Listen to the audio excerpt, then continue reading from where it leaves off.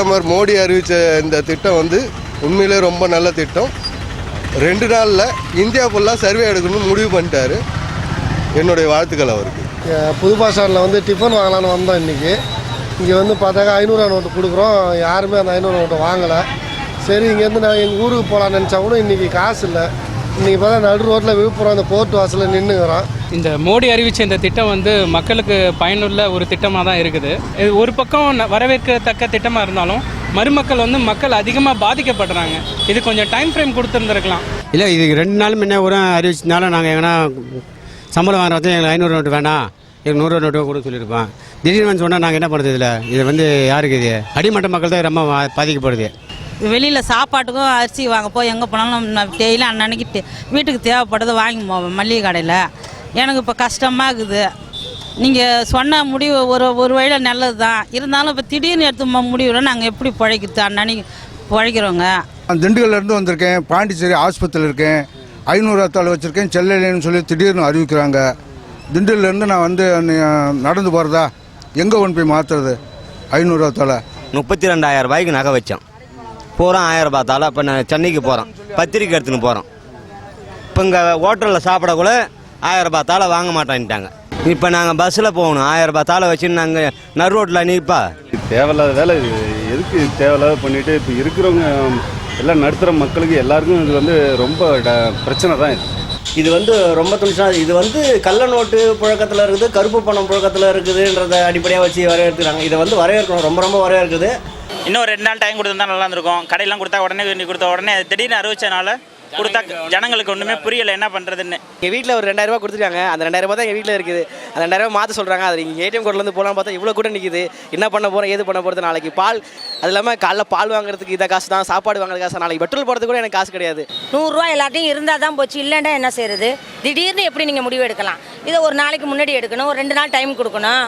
500 ரூபா 1000 கொடுத்தா 500 1000 பெட்ரோல் போட்டுங்க, சில்லறை தரமாட்டேன்றாங்க. இதனால் மக்கள் ரொம்ப அவதிப்பட்டு இருக்கோம்.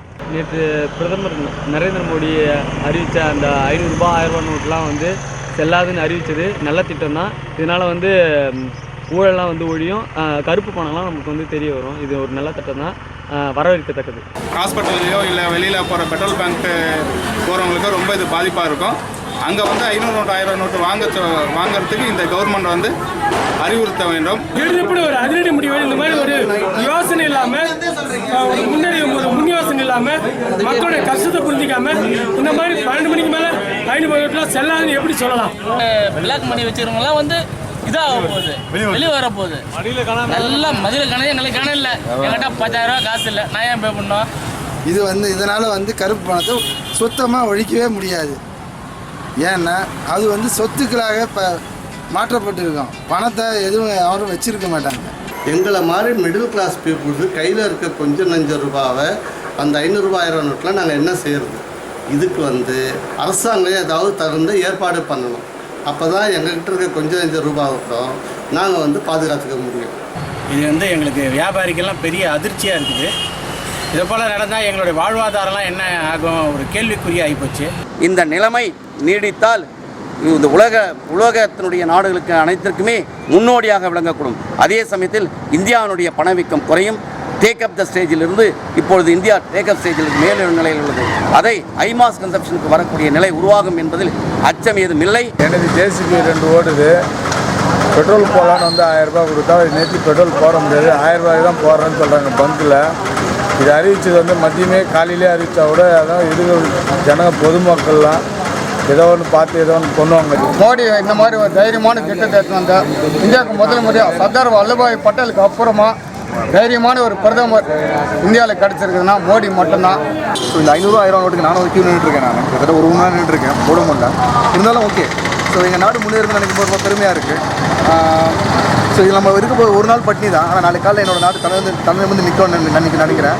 ஸோ ரொம்ப பெருமையாக இருக்குது எங்கள் பிரதமர் நினச்சி. But we people are suffering over here that we only have 500 and 1,000 notes. What we will do? And see ATM, you can see over there is in long queue. Everybody is trying to make 100 rupees note. இந்த திட்டம் ஒரு வரவேற்கக்கூடிய திட்டமாக இதனால் நம்மளுக்கு ஒரு 2 நாள் கஷ்டமாக இருக்கும். அதனால் பின்னாடி நம்மளுக்கு நல்ல பயனை தரும். நாங்கள் ஒரு பங்க் அடிக்கு போனால் பங்க் அடிலையும் கொடுக்க மாட்டேன்றாங்க, பெட்ரோல் பங்க்லேயும் கொடுக்க மாட்டேன்றாங்க. பெட்ரோல் பங்க்லேயும் அவ்வளோ சில்லறை கொடுக்கறதுக்கு அவங்கக்கிட்ட சில்லறை இல்லைன்றாங்க. அதனால் ஆயிரக்கணக்கில் வண்டி தேங்கி இருக்குது டூ வீலர்களை. மோடி அவர்கள் அறிவித்த அறிவிப்புகளை நல்ல விஷயமாக இருந்தாலும் கூட மக்களுக்கு கொஞ்சம் கஷ்டமாக தான் இருக்குது. நடுத்தர மக்கள் கொஞ்சம் கஷ்டப்படுறாங்க.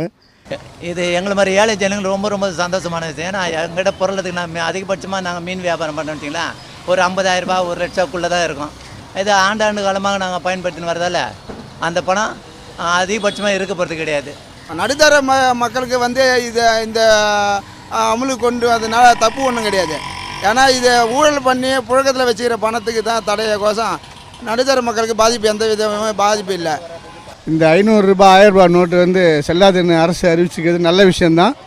வங்கிகள் தவிர வேறு முகாம்களை அமைத்து இந்த நோட்டுகளுக்கு பொதுமக்களுக்கு சில்லறை கொடுக்கும்படி ஏற்பாடுகள் செய்து கொடுத்தால் மிகவும் நன்றாக இருக்கும் என்று என்னுடைய சார்பாக நான் கேட்டுக்கிறேன். இந்த 31ஆம் தேதின்றதை விட இன்னும் ஒரு மாதம் கூட எக்ஸ்டெண்ட் பண்ணலாம். ஏன்னா இப்போ வந்து பேங்க்கில் போனீங்கன்னா 100 பேர் 200 பேர் போய் அடிச்சு மோதி வாங்குவோம். இதனால் கலவரம் தான் வரும். இது கொண்டு வந்தது நல்ல சட்டம் தான், தப்பு இல்லை. ஐயா நான் முதல் பென்ஷன் வாங்குகிறேன், நான் இந்தியன் பேங்கில் தான் போய் வாங்குகிறேன். அங்கே 2000 ரூபாய், எனக்கு 2000 ரூபா தான் முதல் பென்ஷனு. 2 தாள் கொடுக்குறாங்க, 2 தாள். அந்த 2 தாள் நான் எங்கே போய் மாற்றுறது? இந்த சட்டம் செல்லாது மிடில் கிளாஸுக்கெல்லாம். 1000 500 வச்சுக்கிறவங்கலாம் எப்படி மாற்றுறவங்க?